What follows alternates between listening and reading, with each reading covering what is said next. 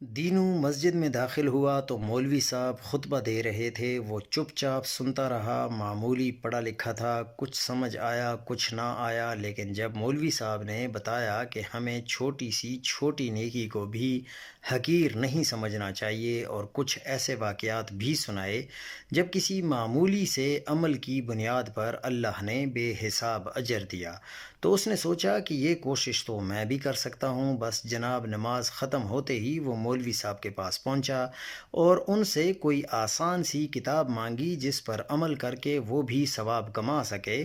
انہوں نے اس کا شوق دیکھتے ہوئے اسے ایک آسان سی حدیث کی باترجمہ کتاب تھما دی۔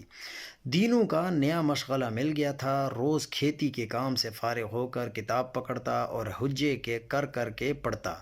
سردیوں کے دن تھے، اس کے بیوی بچے اپنے مائکے برابر والے گاؤں میں گئے ہوئے تھے۔ اس نے باہر جھانکا، ہر طرف خاموشی تھی۔ کبھی کسی چرند پرند کی آواز سنائی دی جاتی یا کوئی اکا دکا دیہاتی گزر نظر آ جاتا۔ وہ اپنے بستر پر بیٹھ گیا اور مولوی صاحب کی دی ہوئی کتاب نکال کر پڑھنے لگا۔ حضرت ابو ہریرہ رضی اللہ تعالیٰ عنہ سے روایت ہے، رسول کریم صلی اللہ علیہ وآلہ وسلم نے فرمایا، قیامت کے دن اللہ تعالیٰ ایک شخص سے فرمائیں گے، اے ابن آدم، میں بیمار ہوا، تو نے میری عیادت نہیں کی۔